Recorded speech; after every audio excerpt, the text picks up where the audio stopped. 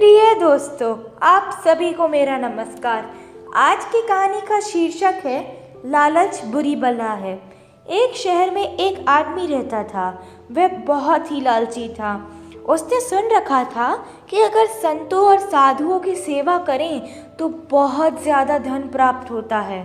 यह सोचकर उसने साधु संतों की सेवा करनी प्रारंभ कर दी। एक बार उसके घर में बड़े ही चमत्कारी संत आए। उन्होंने उसकी सेवा से प्रसन्न होकर उसे 4 दिए दिए और कहा, इनमें से एक दिया जला लेना और पूरब दिशा की ओर चले जाना। जहाँ ये दिया बुझ जाए वहाँ की ज़मीन को खोद लेना, वहाँ तुम्हें काफ़ी धन मिल जाएगा। अगर फिर तुम्हें धन की आवश्यकता पड़े तो दूसरा दिया जला लेना और पश्चिम दिशा की ओर चले जाना। जहाँ ये दिया बुझ जाए वहाँ की ज़मीन खोद लेना, तुम्हें मनचाही माया मिलेगी।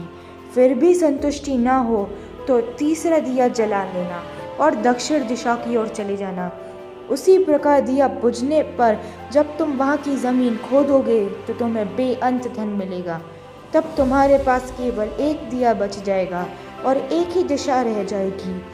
तुमने यह दिया ना ही जलाना है और ना ही इसे उत्तर दिशा की ओर ले जाना है। यह कहकर संत चले गए। लालची आदमी उसी वक्त पहला दिया जलाकर पूरब दिशा की ओर चला गया। दूर जंगल में जाकर दिया बुझ गया। उस आदमी ने उस जगह को खोदा तो वहाँ पे पैसों की भरी एक गागर मिली। वह बहुत खुश हुआ। उसने सोचा कि इस गागर को फ़िलहाल यही रहने देता हूँ, फिर कभी ले जाऊँगा। पहले मुझे जल्दी से पश्चिम दिशा वाला धन देख लेना चाहिए। ये सोचकर उसने दूसरे दिन दूसरा दिया जलाया और पश्चिम दिशा की ओर चल पड़ा। दूर एक उजाड़ स्थान में जाकर दिया बुझ गया। वहाँ उस आदमी ने जब ज़मीन खोदी तो उसे सोने की मोहरे से भरा एक घड़ा मिला। उसने घड़े को भी यही सोचकर वहीं रहने दिया कि पहले दक्षिण दिशा में जाकर देख लेना चाहिए। जल्दी से जल्दी ज़्यादा से ज़्यादा धन प्राप्त करने के लिए वह बेचैन हो गया। अगले दिन वह दक्षिण दिशा की ओर चल पड़ा। दिया एक मैदान में जाकर बुझ गया। उसने वहाँ की ज़मीन खोदी तो उसे हीरों मोतियों से भरी 2 पेटियाँ मिली। वह आदमी जब बहुत खुश हो गया था।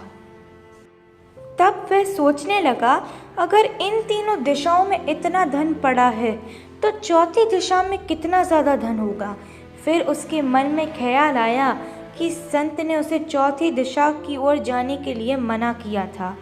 दूसरे ही पल उसके मन में कहा कि हो सकता है उत्तर दिशा की दौलत संत अपने लिए रखना चाहते हो।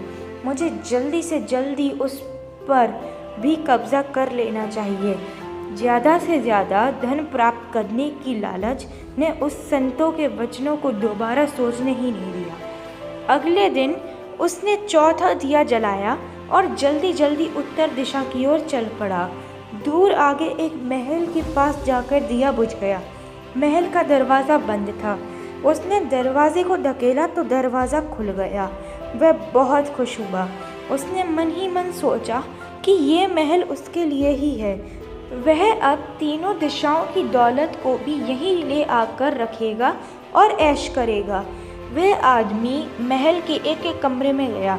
हर कमरा हीरे मोतियों से भरा हुआ था। किसी कमरे में सोने की कीमती से कीमती आभूषण पड़े थे। इसी प्रकार अन्य कमरे में भी बेअंत धन भरा हुआ था। वह आदमी चकाचौंध हो जाता और अपने भाग्य को शाबाशी देता। वह ज़रा और आगे बढ़ा तो उसे एक कमरे में चक्की चलने की आवाज़ सुनाई दी। वह उस कमरे में दाखिल हुआ तो उसने देखा कि एक बूढ़ा आदमी चक्की चला रहा है। लालची आदमी ने बूढ़े से कहा कि तू यहाँ कैसे पहुँचा? बूढ़े ने कहा, ऐसा कर, यह ज़रा चक्की चला, मैं सांस लेकर तुझे बताता हूँ। लालची आदमी ने चक्की चलानी प्रारंभ कर दी। बूढ़ा चक्की से हट जाने पर ऊंची ऊंची हंसने लगा। लालची आदमी उसकी ओर हैरानी से देखने लगा। वह चक्की बंद ही करने लगा था कि बूढ़े ने खबरदार कहते हुए कहा, ना ना, चक्की चलानी बंद ना कर। फिर बूढ़े ने कहा, यह महल अब तेरा है, परंतु यह उतनी देर तक खड़ा रहेगा जितनी देर तू चक्की चलाता रहेगा। अगर चक्की चलानी बंद की तो ये महल गिर जाएगा और तू भी इसके नीचे दबकर मर जाएगा। कुछ समय रुककर बूढ़ा फिर कहने लगा, मैंने भी तेरी ही तरह लालच करके संतों की बात नहीं मानी थी और फिर सारी जीवनी इस चक्की को चलाते हुए बीत गई। वह लालची आदमी बूढ़े की बात सुनकर रोने लगा, फिर कहने लगा, अब मेरा इस चक्की से छुटकारा कैसे होगा? बूढ़े ने कहा, जब तक मेरे और तेरे जैसा कोई आदमी लालच में अंधा होकर यहाँ नहीं आएगा, तब तक तू इस चक्की से छुटकारा नहीं पा सकेगा। तब उस लालची आदमी ने बूढ़े से आखिरी सवाल पूछा, तू अब बाहर जाकर क्या करेगा? बूढ़े ने कहा, मैं सब लोगों से ऊंची ऊंची कहूँगा, लालच बुरी बला है। यदि आपको ये कहानी पसंद आए तो इसे लाइक, शेयर और सब्सक्राइब ज़रूर कीजिएगा। समय बड़ा बलवान।